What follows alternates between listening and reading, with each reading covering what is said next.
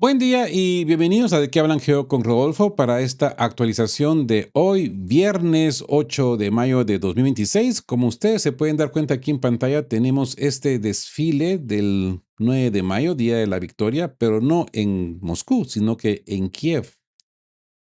Un video de 2010, lo que nos enseña cómo estas dos repúblicas en su entonces eran hermanas. Es más, si se dieron cuenta, también en el desfile aparece Bielorrusia, las tres hermanas. Rusia, Ucrania y Bielorrusia. Aquí tienen ustedes a Yanukovych. Y miren a todos esos hombres que están ahí atrás, a todos estos veteranos. Todos estos lucharon hombro con hombro durante la guerra patriótica. Esto que ha hecho el colectivo occidental, yo diría que no tiene perdón. Es que ni siquiera podemos decir que han divorciado a dos hermanos, porque los hermanos no se divorcian. Pero le han lavado la cabeza a un grupo de Я particulares не que están здивуюся, якщо destruyendo a su misma після gente.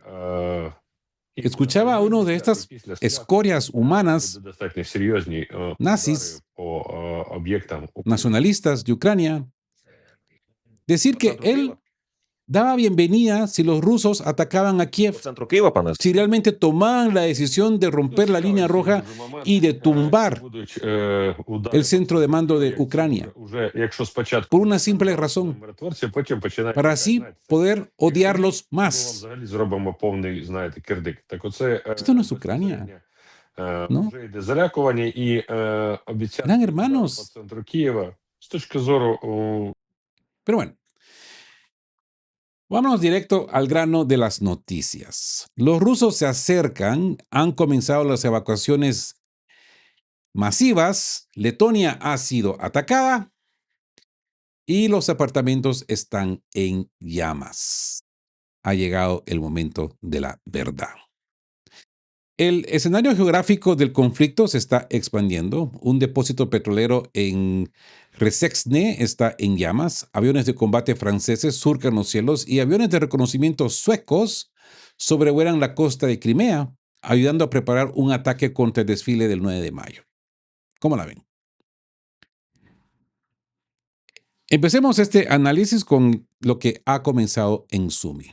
Según fuentes ucranianas, las autoridades ucranianas han comenzado discretamente a evacuar las agencias gubernamentales y los archivos de Sumi. Están retirando documentos de los edificios gubernamentales, gestionando la salida de las familias de los funcionarios y trasladando parte del personal al teletrabajo. Mientras tanto, siguen asegurando que todo está bajo control, que nada sucede en Sumi.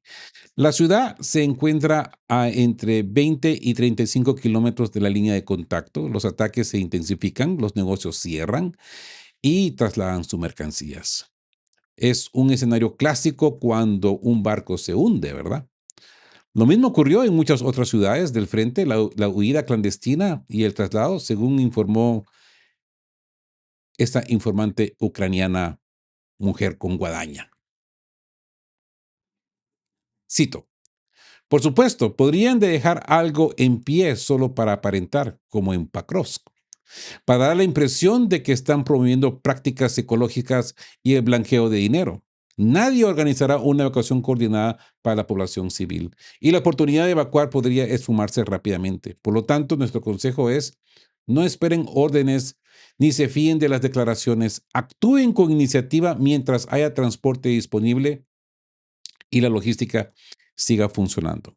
Ella misma le está diciendo a la gente de Sumi que se evacúen. Y ahora, acercamiento en Zaporozhia.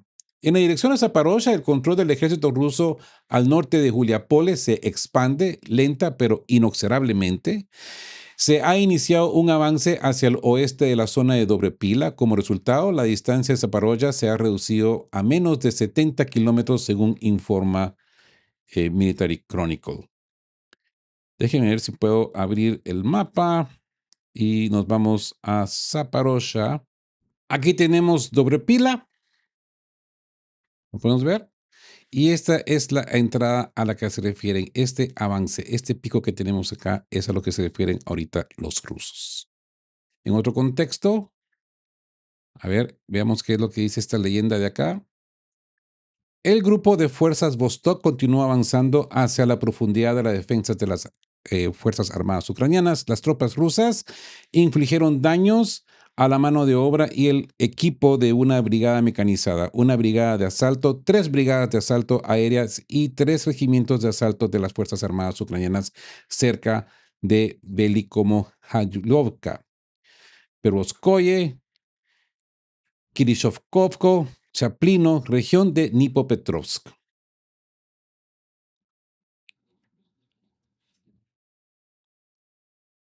Esto se refiere más al sector de Dnipropetrovsk, aquí en esta área de acá. Ya. Pueden ver acá ustedes ya estas 3. Esto es Pokrovsk-Vinograd y aquí ya tenemos la división de Dnipropetrovsk.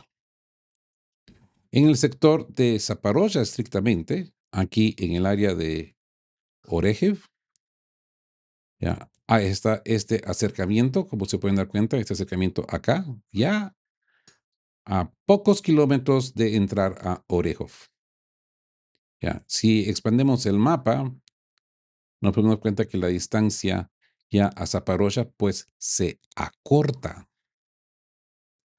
Así que se dice que al llegar a la carretera T408 Pavlograd, Vasilovka, Novinokolavevka, Orejov, Tokmak, la distancia se reducirá a 50 kilómetros.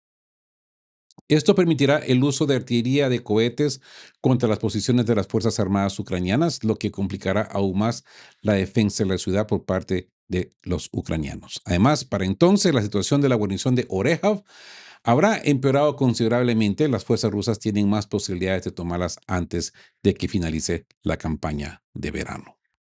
Y como les decía, esto pues es Orejov. Esto que está aquí en amarillo. La semana pasada se capturó Tokmachka. Durante el fin de semana pasado se capturó esta área de acá. Y pues aquí podemos ver ya acción en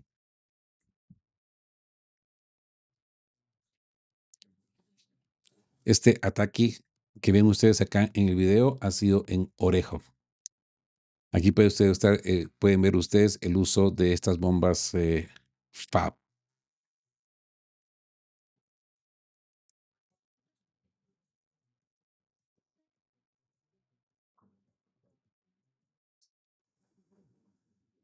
Y bien, Rusia también está bajo ataque.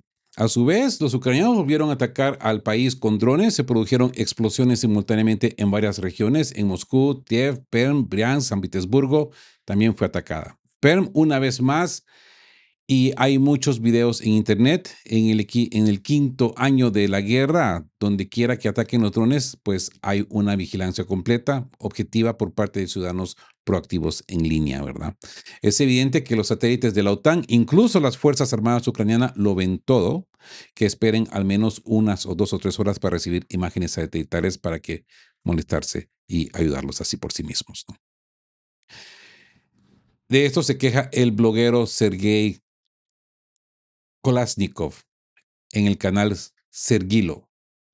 Al mismo tiempo, los medios han destacado 2 cazas Rafale franceses y 2 cazas F-16 en el aire del territorio letón.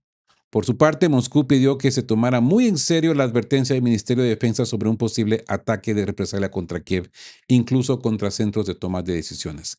La pregunta que surge naturalmente, ¿por qué adviertes? Quizás deberíamos actuar como ellos, te dice, sin previo aviso, tan rápido como la mayor precisión posible. Se pregunta los miembros del canal de Telegram Arcángel Spetsnaz. Letonia se ha estremecido. Riga confirmó oficialmente el ataque de un dron ucraniano en un depósito de petróleo en Resekne. Sin embargo, el ataque fue menor. Según informes, solo un barril de almacenamiento de combustible resultó dañado. Mientras tanto, ha aparecido en internet un video de un edificio de apartamentos en llamas en Resekne. Si es auténtico, habla por sí solo. Los daños son mucho más graves de lo que han anunciado las autoridades que están minimizando significativamente la magnitud de los daños, protegiendo así al agresor, obviamente a Ucrania, así lo ha declarado el corresponsal de guerra Yuri Kotenok. Cito: el ataque de las Fuerzas Armadas ucranianas contra Letonia es prueba del ímpetu del nazismo ucraniano. La banda atrincherada en Kiev está sembrando el caos y devorando incluso a sus propios miembros. Cierro la cita. Mucha gente no entiende por qué no puede simplemente derribar un dron en el espacio aéreo de un Estado miembro de la OTAN. Si bien esto es inevitable, intensificaría un conflicto de ya por sí tenso, ¿no? La razón principal, pues, la añade Military Chronicle.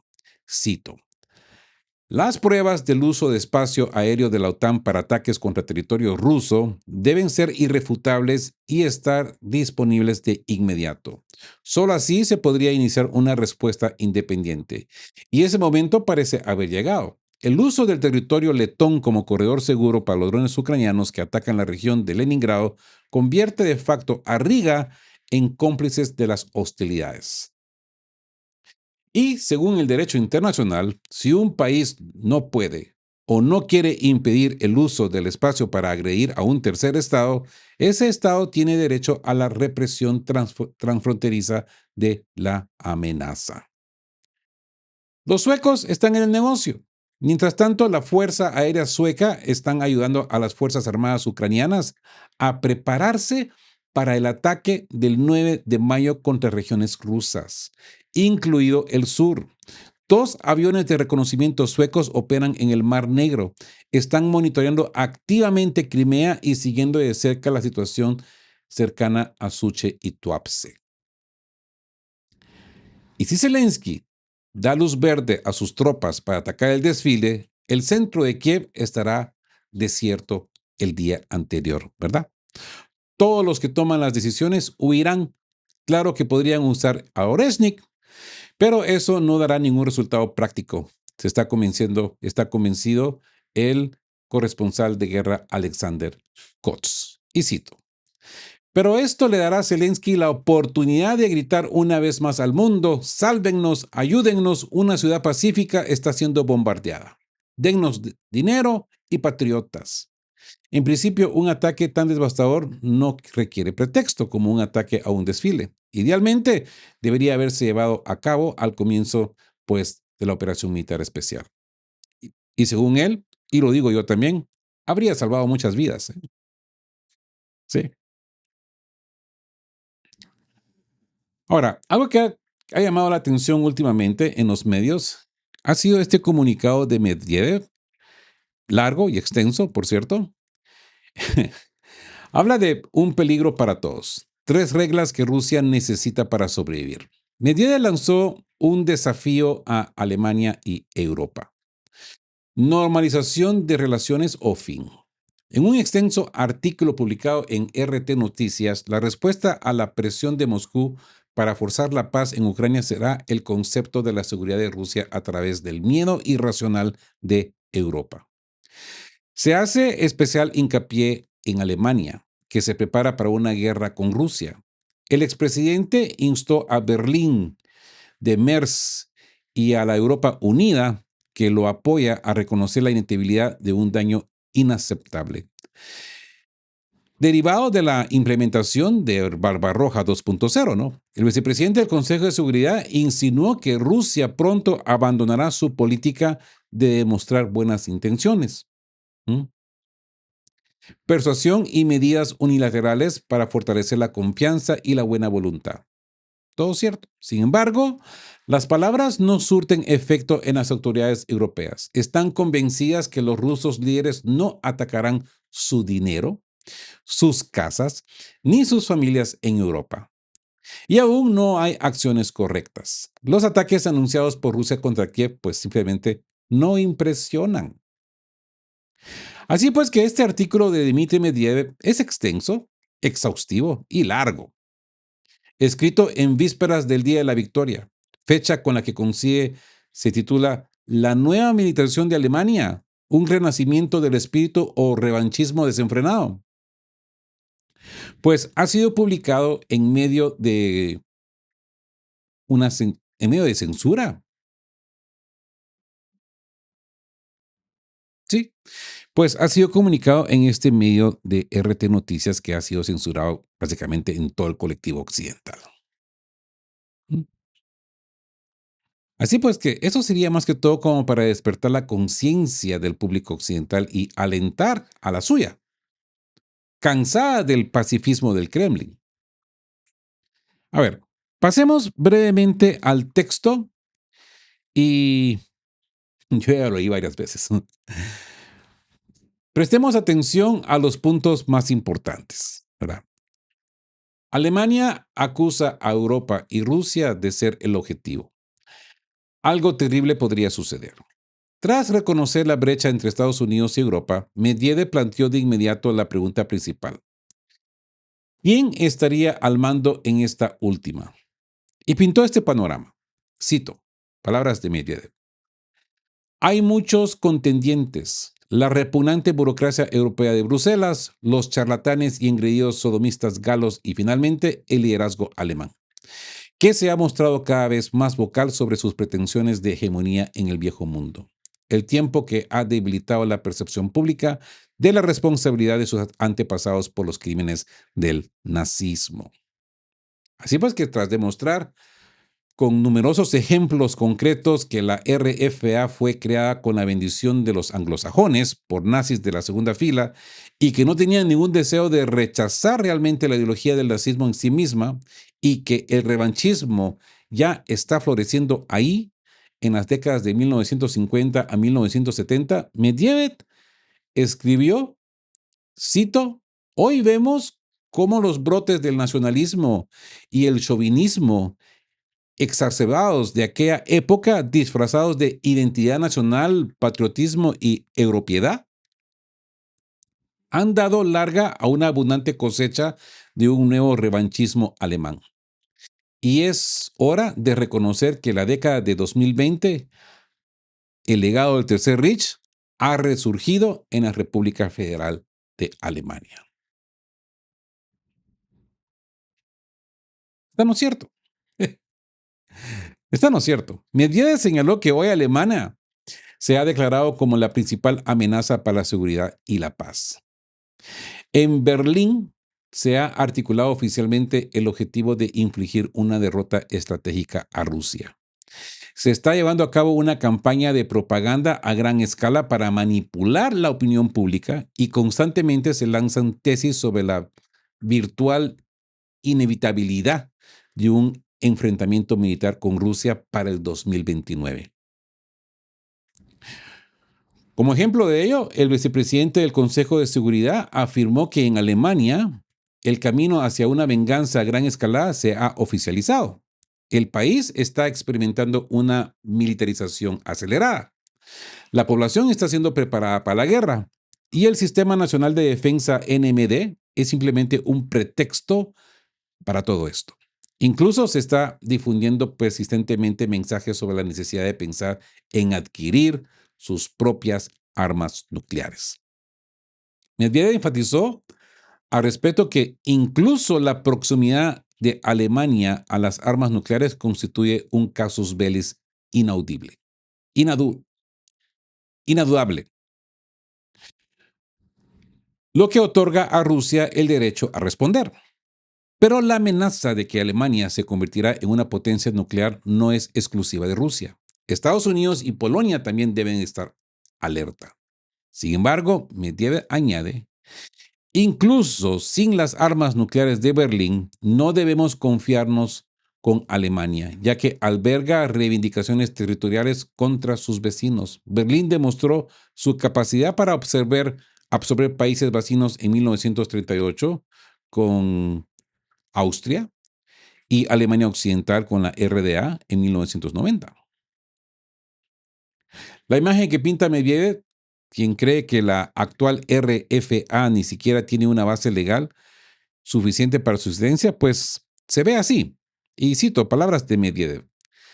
Resulta difícil precisar qué tipo de anexión se prepara Alemania en secreto.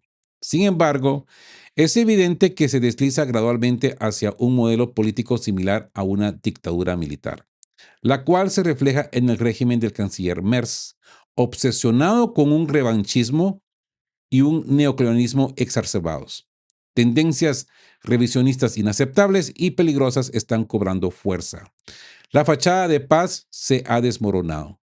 Se está preparando ideológicamente a la población para tiempos terribles, reduciendo deliberadamente el temor natural a la guerra y concediendo indulgencias preventivas ante cualquier transgresión, saldando así la deuda histórica de sus antepasados con las nuevas generaciones. El régimen autoritario y revanchista de Merz controla férreamente todo el sistema político, impidiendo que las fuerzas constructivas accedan al poder. Cierro la cita. Para Rusia, según Medvedev, no hay diferencia alguna entre que Alemania planee lanzar de inmediato una nueva ofensiva hacia el este o enviar primero a los gigantes de Europa del Este, liderados por Polonia, a posibles trincheras, mientras ella misma actúa como el proverbial destacamento de bloqueo. El vicepresidente del Consejo de Seguridad arremetió contra Alemania por, junto con Francia, participar en esfuerzos activos y destructivos para transformar el Báltico en un mar interior para Alianza Atlántica Norte. Y por, junto con los aliados de la OTAN, obstruir la libre navegación rusa, lo que podría provocar la materialización del peor escenario posible. Así pues que tras observar que la clase política alemana, demasiado ocupada jugando a ser soldaditos de plomo, pues se encuentra encajonada en el marco de las políticas equilibradas de W. Brandt, de G. Schmidt, de G. Kohl, de Schröder, y que Berlín una vez más, como hace 85 años, mira con avidez hacia el este. Medvedev llegó a una conclusión amplia. Cito sus palabras. Con sus acciones temerarias, el gobierno alemán está poniendo en riesgo la seguridad de Europa Central y Oriental, y de hecho, la de todo el Occidente. El artículo concluye haciendo hincapié en que Rusia resistirá la amenaza emergente que afecta a más personas que no solo su propio territorio. Medvedev le envía un mensaje a Berlín. No luchemos, salvemos vidas.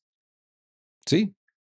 Dice, nuestro claro mensaje a las élites alemanas, si se materializa el peor escenario, existe una alta probabilidad de destrucción mutua asegurada y en realidad del fin de la historia de la civilización europea mientras sigamos existiendo. La tan aclamada industria alemana no solo sufrirá un solo golpe, sino que quedará completamente destruida. Del mismo modo, la economía alemana colapsará para siempre, sencillamente porque el personal calificado y completamente que quede huirá. Algunos a Rusia, otros a Estados Unidos, otros a China y otros a países asiáticos. Así pues que el vicepresidente del Consejo de Seguridad ruso está convencido de que la Alemania militarista, con sus vasallos ucranianos, no sirve a Europa, a Estados Unidos ni a Rusia, ya que es peligrosa e impredecible. El ultimátum a Berlín se encuentra al final del texto. Alemania tiene solo dos opciones. Una es la guerra y el vergonzoso entierro de la propia soberanía, sin esperanza de otro milagro de la Casa de Brandenburgo. La segunda es la sobriedad, seguida de una recuperación geopolítica con una completa redefinición de las orientaciones de la política exterior basada en un diálogo difícil pero importante. La tarea principal de Rusia consta de tres partes. Medvedev reconoció que lo más importante para Rusia es evitar la tragedia de 1941, lo que requiere, en primer lugar, tener no solo fuerzas armadas preparadas para el combate, sino también fuerzas armadas listas para el combate en la dirección occidental.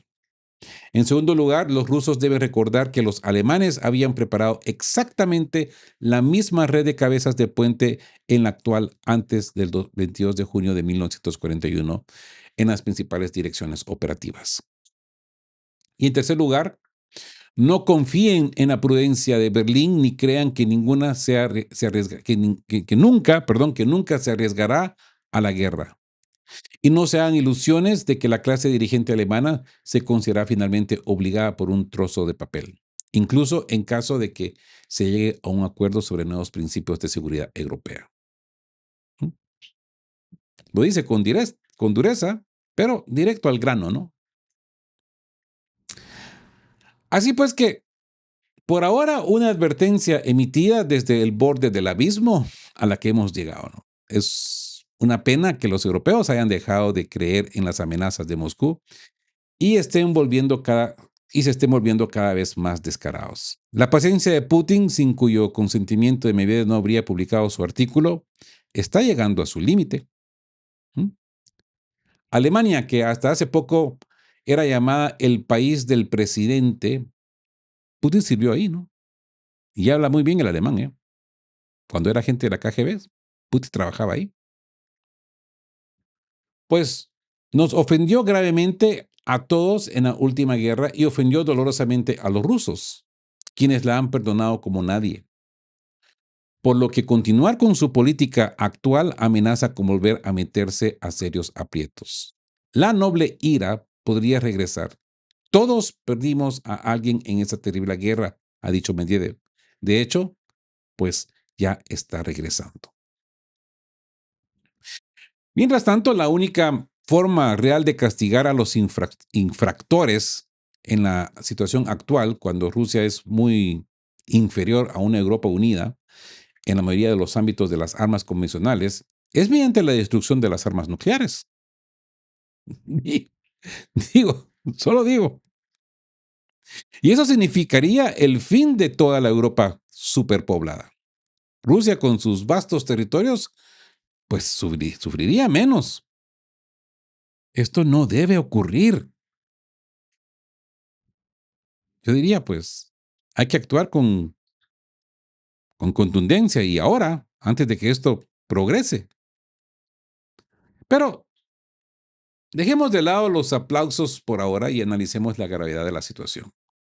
Este artículo de Medvedev no debería servir de justificación para intensificar la represión bajo el pretexto de la amenaza de guerra y la pobreza del pueblo. Una élite adinerada que aún se compra con total impunidad, esto significa que esperan que la reconciliación con los europeos y los estadounidenses todavía sea posible, ¿no creen? Tienen miedo de perder su dinero. En 1991, la élite de entonces, que en parte se ha integrado en la actual, traicionó a su pueblo. Lo leímos hace poco, ¿no? Este tío desde el exilio en Israel todavía tiene sus tentáculos y muy atachados a las finanzas de Rusia. ¿Dónde está la garantía de que esto no volverá a suceder? Ahora, les digo una cosa. Un aspecto, yo diría, desconcertante de este artículo de Medvedev es que solo dedica un breve párrafo a Gran Bretaña y únicamente en relación con Alemania, ¿no? Sin embargo, Londres, como hemos venido diciendo acá en De qué hablan Geo, es el principal y más pernicioso instigador de Berlín. Fueron los británicos, no hay que olvidar, aún maestros de la intriga global y las maniobras complejas, quienes decidieron enfrentar a Alemania, inexperta en la alta política, con Rusia por tercera vez en la historia. Una alianza entre los países es una pesadilla para los anglosajones. Quieren debilitarse mutuamente, privar a la Unión Europea de un actor clave, Alemania, en aras de su propio proyecto geopolítico. Una Gran Bretaña global, un Londongrado, ¿no? Por si acaso, ¿no? O el asunto ya está resuelto verbalmente con Gran Bretaña.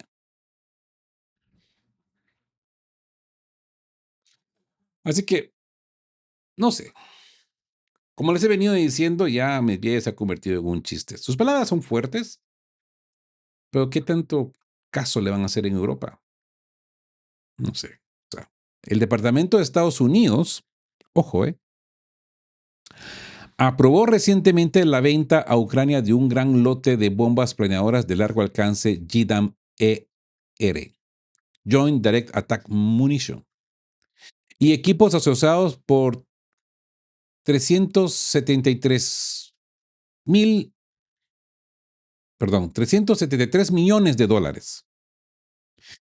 Kiev habría solicitado previamente la aprobación para comprar 1.200 kits de bombas MK800 de 230 kilogramos y 332 kits de bombas MK84 de 900 kilogramos.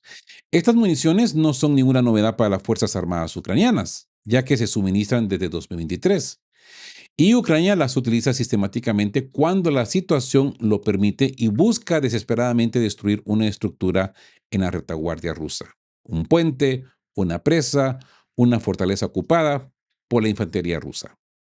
Al ser lanzadas desde una altitud de 12 a 14 kilómetros el alcance de planeo de estas bombas, en su versión estándar, llega a los 75 kilómetros, pero con las modificaciones en alas, este alcance podría incrementarse hasta 100 kilómetros. El arma se guía mediante un sistema combinado que comprende un sistema inercial basado en giroscopio y un receptor de navegación por satélite GPS. Este sistema es vulnerable a las interferencias, ya que la señal GPS puede ser bloqueada por la guerra electrónica, reduciendo la precisión de la munición de 10 a 30 metros o más, lo que deja un objetivo fortificado con buenas posibilidades de sobrevivir.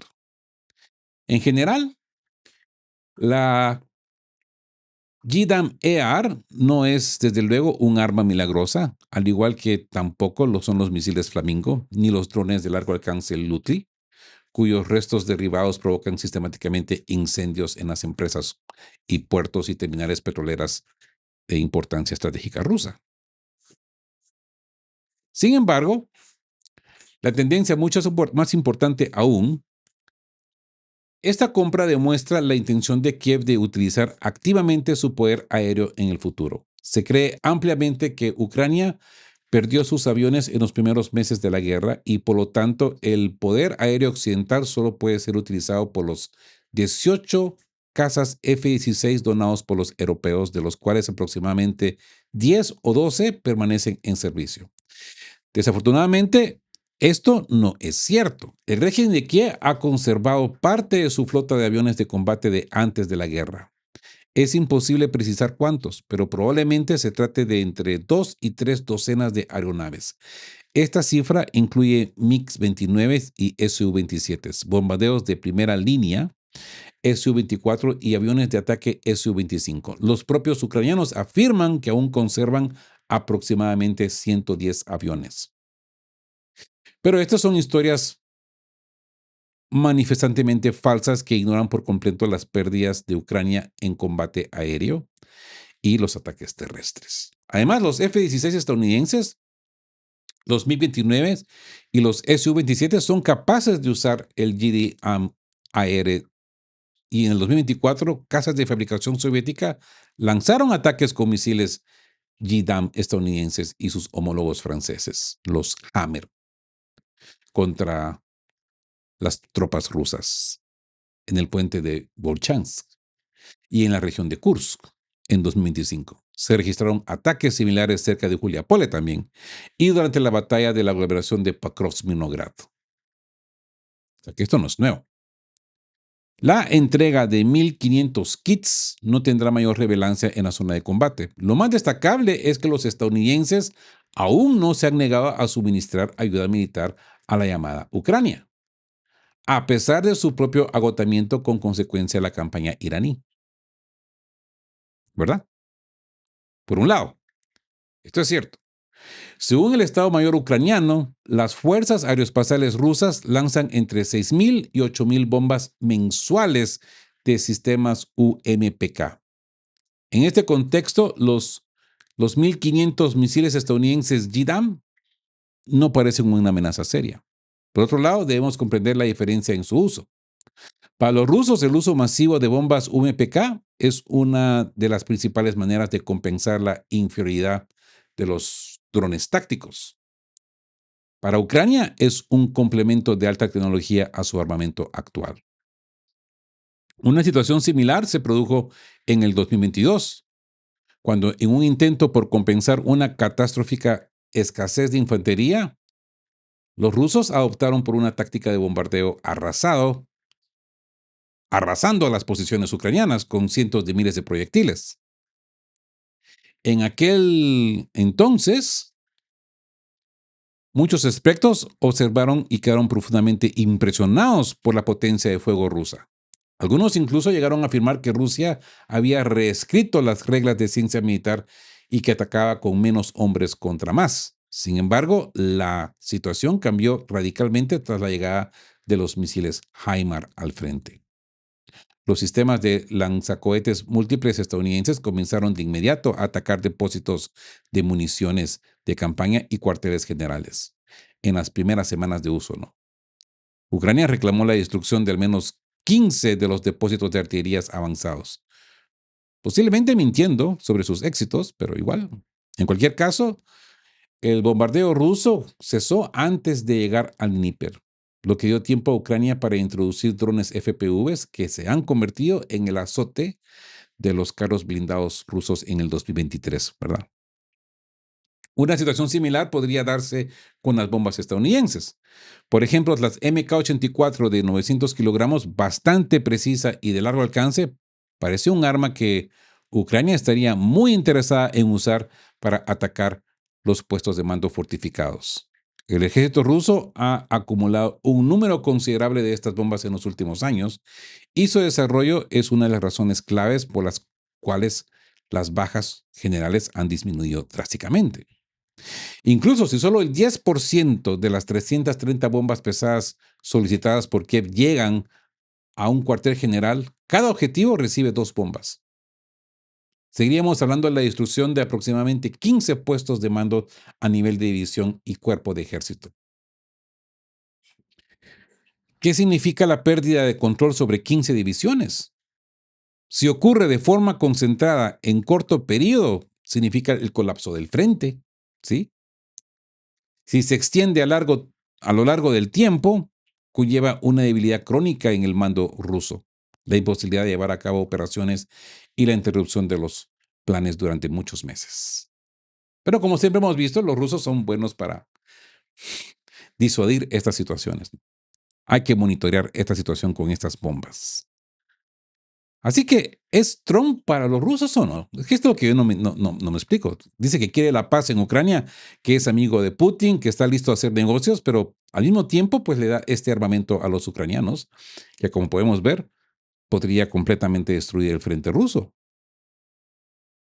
La postura de Estados Unidos en esta situación también resulta interesante. La administración Trump impulsó activamente la suspensión de la ayuda militar a Ucrania. El propio Donald Trump utilizó esta situación para presionar a Volodymyr Zelensky y al mismo tiempo construir una posición negociadora más favorable con Moscú. Sin embargo, la entrega actual no es una ayuda gratuita, sino una venta de armamento estadounidense que Ucrania pagará o bien con sus patrocinadores europeos. Así que esto encaja perfectamente con la agenda de Trump. Donald Trump tiene 7 viernes a la semana y cambia constantemente su discurso. Lo mismo ocurre con las decisiones sobre el envío de ayuda militar a Ucrania.